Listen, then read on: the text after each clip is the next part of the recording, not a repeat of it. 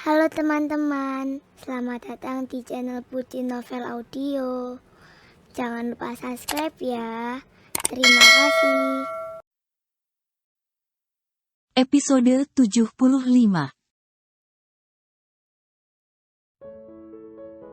Interiornya minimalis. Tak banyak barang ataupun ornamen. Simple tetapi rapi dan bersih. Mita termangu. Dulu dia meminta tak ada barang Sarah yang lebih mewah dan bagus melebihi semua kepunyaan Sally untuk membuat Sarah mengerti levelnya. Tetapi dia tak pernah menyangka sesungguhnya Sarah telah membuat dirinya tetap di dalam titik sederhana itu meskipun dia telah dewasa dan mandiri. Tanpa disadarinya, dia melangkah masuk ke dalam kamar yang telah diklaimnya pantang untuk dimasukinya itu. Dia memandang sekeliling kamar Sarah dan kemudian menyadari, tak ada hiasan apapun di dinding putih itu. Tak ada foto atau pajangan apapun di sana. Mata Mita tertuju pada sebuah sudut yang seperti ceruk di mana tempat Sarah biasanya menggambar atau merancang sesuatu. Ada meja dan lemari dinding di sana. Mata Mita tertuju pada sebuah foto kecil yang dipajang hanya seukuran 8R. Foto itu buram, tetapi masih jelas meski diambil dengan ketajaman gambar yang jelas dari alat pengambil foto yang telah lama. Matanya terpicing mendekat, dan segera mengenali siapa yang ada di sana. Foto Wijaya sedang duduk berdua dengan Sarah dan Sally pada sebuah ayunan kain. Dan pada bagian bawahnya ditempel foto Sarah bayi sedang dipeluk Wijaya. Entah kapan foto itu diambil, Mita lupa.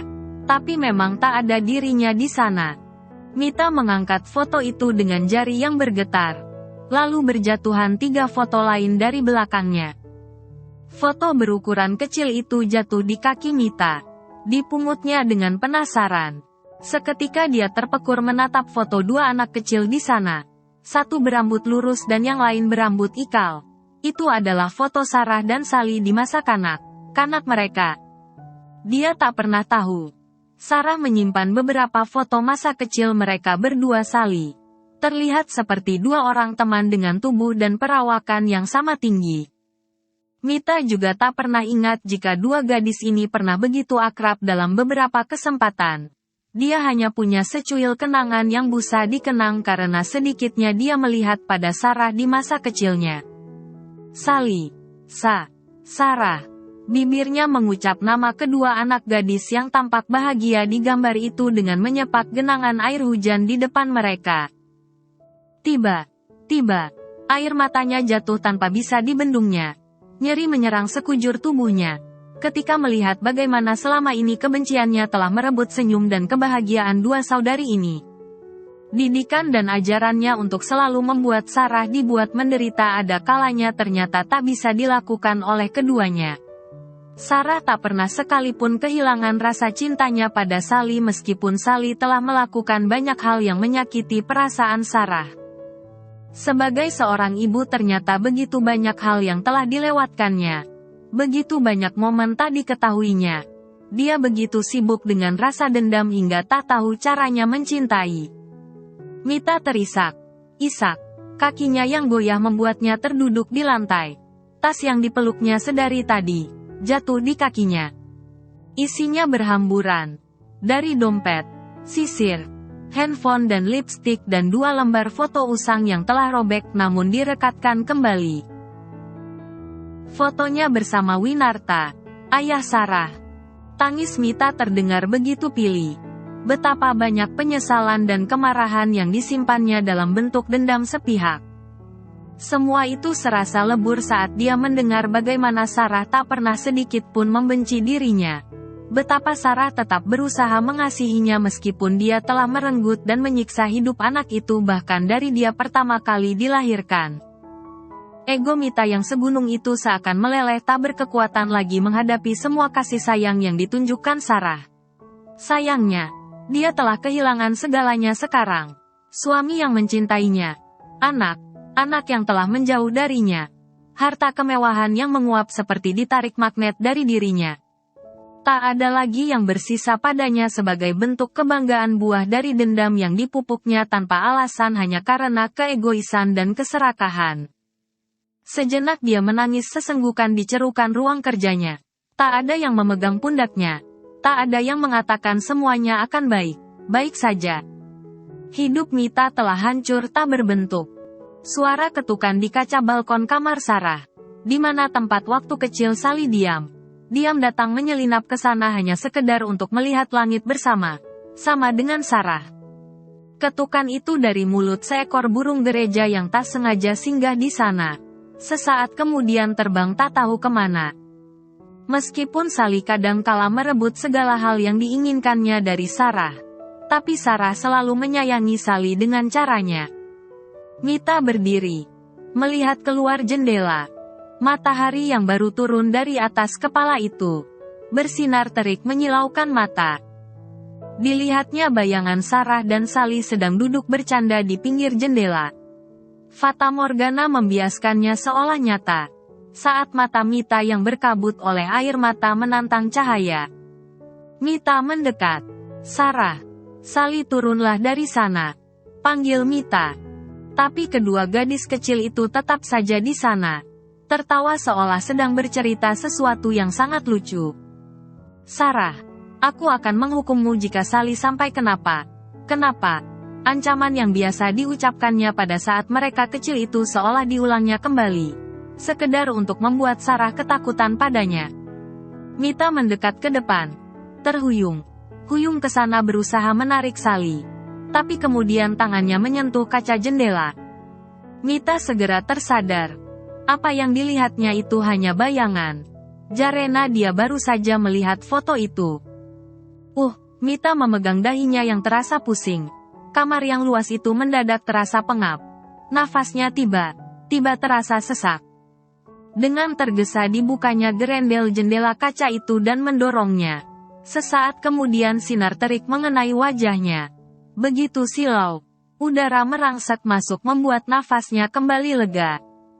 Langit begitu cerah. Mata Mita terpicing menatap ke atas.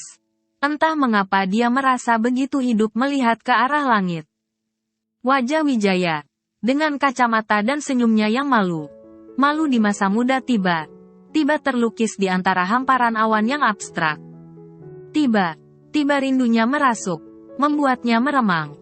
Mantan suami yang selalu mencintainya itu terlihat memalingkan wajahnya ketika Mita melambaikan tangan, lalu berubah menjadi wajah Winarta yang melotot padanya. Jangan pernah pisahkan Sarah dari suaminya.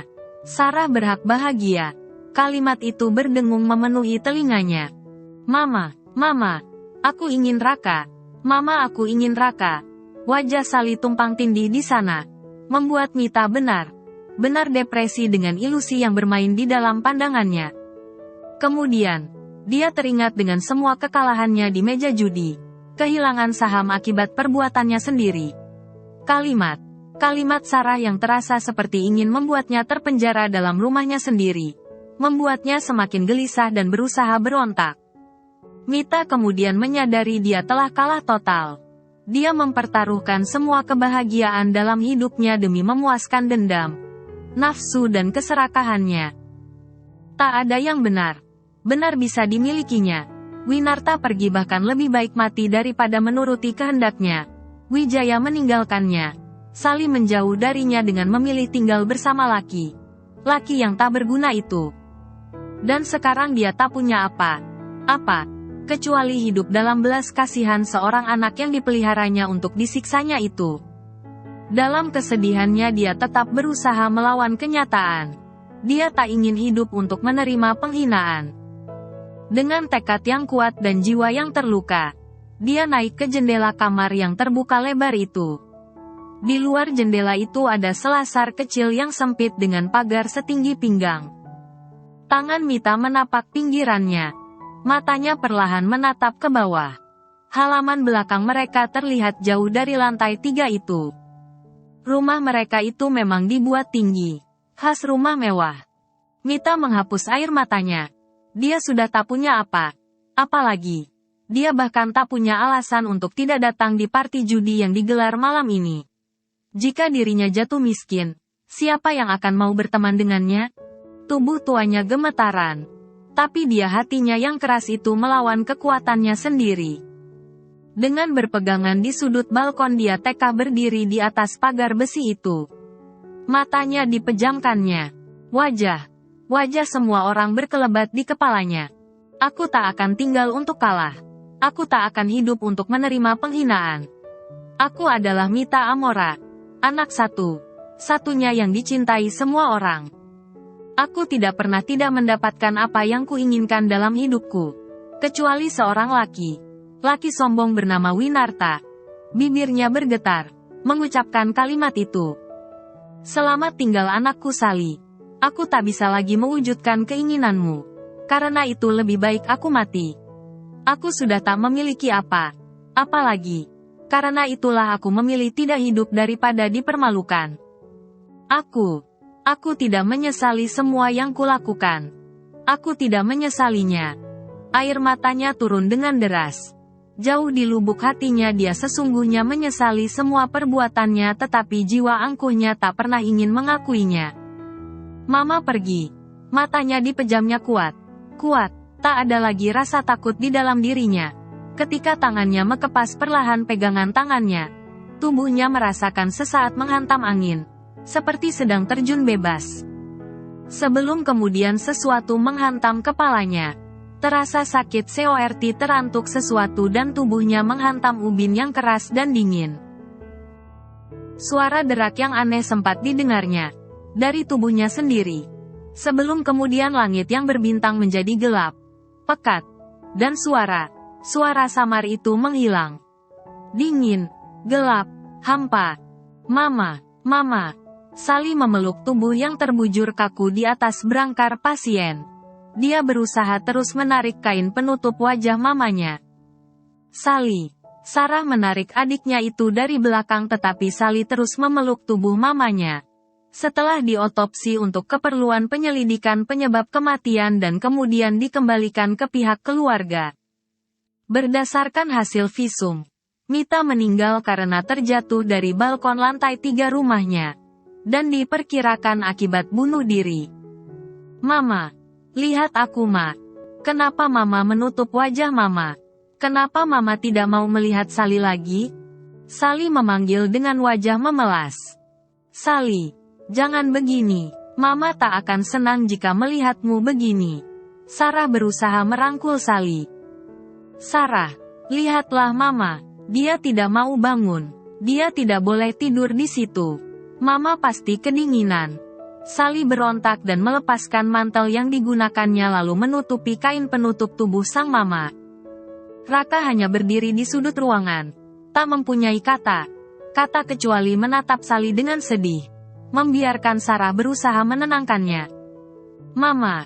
Kenapa Mama begini? Banyak yang mau kukatakan pada Mama. Tetapi kenapa Mama diam saja? Mama pasti marah padaku. Sarah. Dia marah karena aku tidak menurutinya. Sally membalikkan badannya menatap kepada Sarah dengan begitu menghibah. Wajah Sally berubah pias menjadi ketakutan. Seperti anak kecil yang takut dihukum. Sarah tak bisa menahan air matanya. Dipeluknya Sally dengan penuh kasih sayang. Mama tidak marah padamu, Sally. Sahut Sarah dengan suara serak. Tapi Mama hanya sedang ingin tidur saja. Sarah menepuk punggung Sally yang tampak bingung dalam pelukannya. Kami akan membawa jasad ibu untuk dipersiapkan dibawa pulang. 2 orang perawat yang sedari tadi berdiri di situ. Karena membawa berangkar itu dari dalam ruang pasca visum dilakukan meminta izin kepada Sarah. Sarah menganggukkan kepalanya. Tetap memeluk Sally yang tampak terpukul dan bahkan begitu histerisnya sampai dia tak bisa lagi mengendalikan dirinya. Saat suara derit roda berangkar yang membawa tubuh Mita itu ditarik, Sally berbalik dan berlari menahannya. Mama kemana? Mama mau dibawa kemana? Matanya nanar dengan marah. Kita akan membawa Mama pulang. Sarah menelan ludahnya.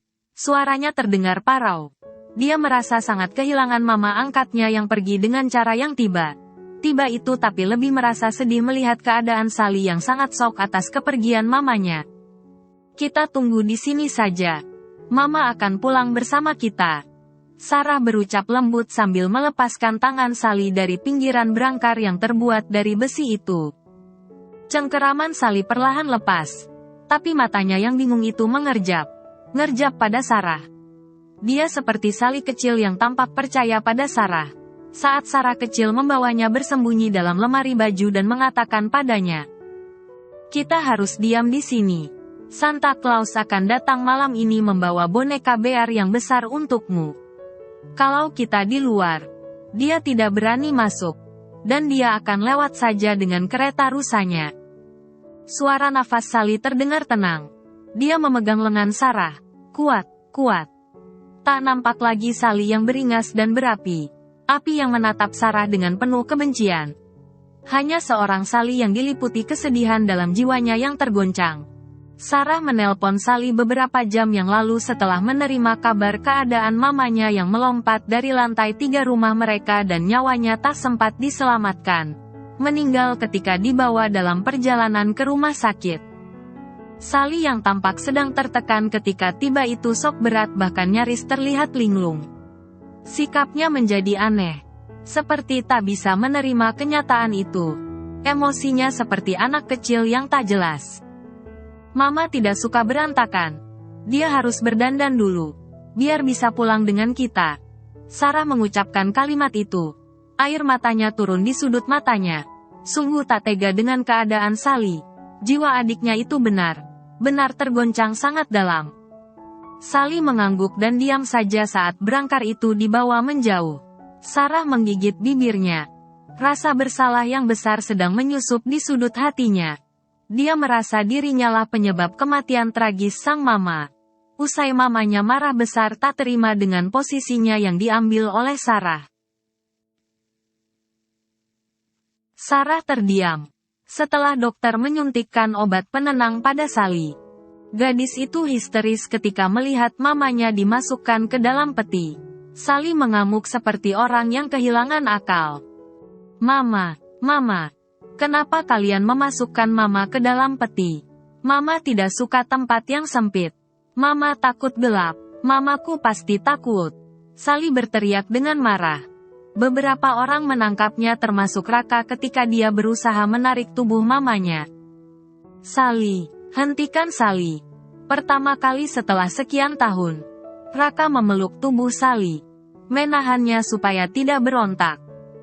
Lepaskan aku. Lepaskan aku. Mata Sally yang nyalang itu menatap kepada Raka. Dan saat itulah Raka menyadari mata Sally begitu kosong seolah kehilangan jiwanya. Sally bahkan tak mengenalnya lagi. Lepaskan aku. Tatapan asing itu membuat Raka merinding. Sarah.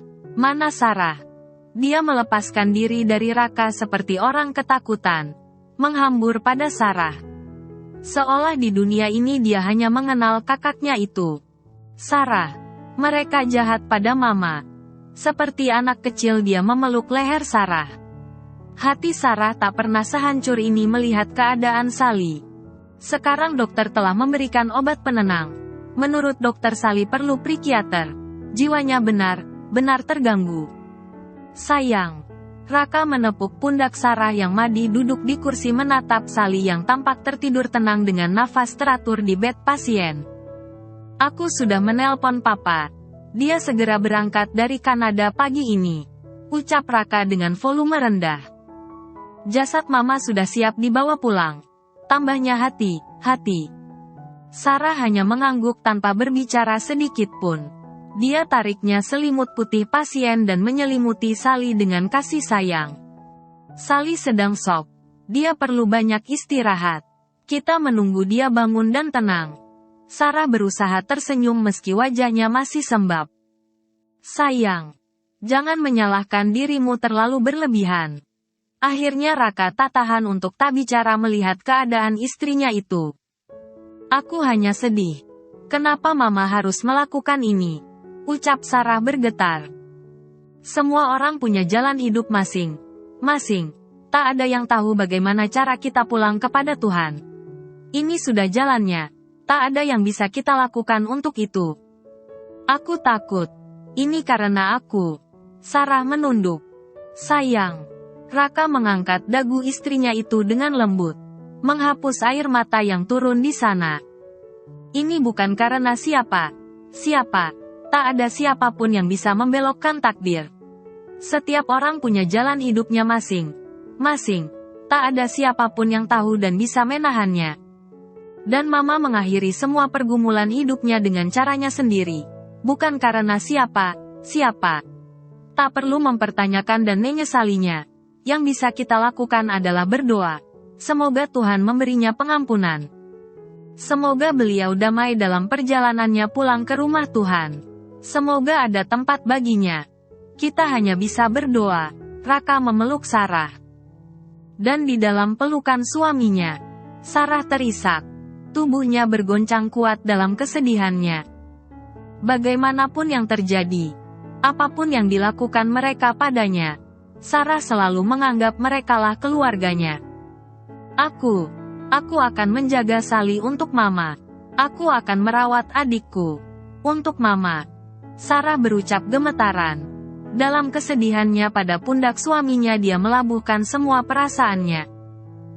Suasana pemakaman berlangsung hikmat. Hanya dihadiri oleh beberapa orang keluarga dekat. Pak Wijaya, Papa angkat Sarah tak banyak bicara, hanya menatap seperti patung ketika peti mati Mita diturunkan. Matanya hanya menatap tak berkedip pada lubang yang menganga menput peti itu. Bahkan doa yang diucapkan pendeta serta lagu pengantar yang dinyanyikan para pelayat nyaris tak terdengar oleh telinganya. Papa Sarah tidak menitikkan air mata setetes pun, tetapi dia tidak menunjukkan ekspresi yang mewakili perasaannya dengan benar. Hanya terdiam sepanjang upacara. Sally tak nampak di sana. Kesehatan mental Sally tidak memungkinkan untuknya menghadiri pemakaman sang mama. Sally dititipkan pada seorang perawat dan di bawah penjagaan di kamarnya sendiri dalam rumah mamanya. Sementara pemakaman dilaksanakan. Karena dia seperti orang yang linglung. Kadang bicara sendiri seolah sedang berbicara dengan mamanya. Kadang dia histeris tak jelas. Setelah pemakaman, akan direncanakan apa tindakan terbaik untuk Sally. Tak seorang pun yang cukup baik dikenalinya kecuali Sarah dan papanya. Semua orang merasa prihatin dengan keadaan Sally. Papa, seharusnya Mama tidak pergi dengan cara begini. Sarah bersimpuh di depan makam mamanya, menaburkan bunga di atas pusara yang masih merah itu. Para pelayat sudah pulang. Papa dan Mama Raka juga sudah pamit. Yang tertinggal di sana hanya Raka, Sarah dan papanya. Mamamu telah memilih jalannya sendiri. Dia adalah orang yang keras hati. Tak akan ada yang bisa mencegahnya melakukan apapun jika dia menginginkannya. Suara Papa Sarah terdengar datar, seolah emosinya begitu jauh. Seharusnya, aku tidak terlalu keras pada Mama. Kalimat itu diucapkan Sarah, syarat dengan sesal. Ini mungkin adalah jalan terbaik. Hanya itu kalimat selanjutnya yang keluar dari mulut mantan suami yang telah menemani hidup almarhum Mita selama 31 tahun. Banyak kekecewaan yang tersimpan dalam masa hubungan mereka, tetapi tetap saja pernah ada cinta antara dua orang itu. Meskipun tak ada yang tahu sebesar apa cinta yang pernah ada itu. Tapi mungkin masih ada sisa bara di sana sehingga Wijaya tak punya banyak kata untuk mengatakan apapun soal kesedihannya. Sejenak kepalanya tertunduk di depan pusara itu. Entah doa apa yang sedang disampaikannya pada Tuhan, tapi Sarah tahu. Papanya yang pendiam itu sedang berusaha menyimpan rapi perasaan yang kini bercokol di hatinya. Pak, buliran bening jatuh di sudut mata Sarah. Papa tidak apa, Sarah. Mamamu telah lama pergi sejak dulu. Papa saja yang selalu berusaha menahan raganya untuk tetap bersama Papa. Tapi sekarang, dia telah bebas. Terbang kemanapun dia mau. Tak ada lagi yang membuatnya marah, kesal dan terikat. Dia pergi dengan caranya sendiri. Selamanya Mita tak bisa terikat pada siapapun. Bahkan dia memilih sendiri caranya untuk pergi. Dengan tangan gemetar dia meletakkan setangkai bunga mawar merah di atas dada pusara yang membusung oleh tanah itu. Aku tak akan pernah melupakanmu. Seperti apapun dirimu, sesakit apapun luka yang kau gores di sepanjang perjalanan kita, kamu tetap perempuan pertama yang membuatku kehilangan kata, bisiknya pelan, hampir tak kedengaran. Sesaat kenangannya bersama Mita, lewat seperti coretan buku yang dibalik. Ada seorang pemuda culun yang pendiam, jatuh cinta pada seorang gadis agresif yang terlihat menonjol dimanapun dia berada. Dia cantik, dia memabukkan, dia tak mengenal aturan, tetapi seorang wijaya muda itu tak bisa mengalihkan pandangannya dari perempuan itu. Dia seperti magnet yang membuatnya tak bisa menggelengkan kepala. Semua hal tentang Mita membuatnya mengenal bagaimana itu cinta, bagaimana menjadi laki-laki. Dan tanpa Mita kadangkala dia berpikir dia tak bernafas. Beberapa bulan terakhir ini setelah perceraian mereka, Wijaya merenungkan banyak hal. Dari seberapa panjang masa pernikahan mereka sampai pada seberapa besar pengkhianatan dan kerusakan hubungan mereka selama ini. Wijaya terluka. Dia tak pernah bisa membenci dan mencintai orang lain sebesar dia membenci sekaligus mencintai Mita dalam hidupnya. Lalu dengan senyum yang begitu hambar, Wijaya berdiri. Tangannya yang mulai menua itu terulur kepada Sarah yang masih terdiam di depan pusara mamanya itu. "Nak, mari kita pulang," ucapnya dalam suara yang berat tetapi tegas. Sarah mendongak pada ayahnya. Tak ada penghakiman apapun dari mata tua yang teduh dan diliputi kesedihan itu. Bersambung dulu ya teman-teman.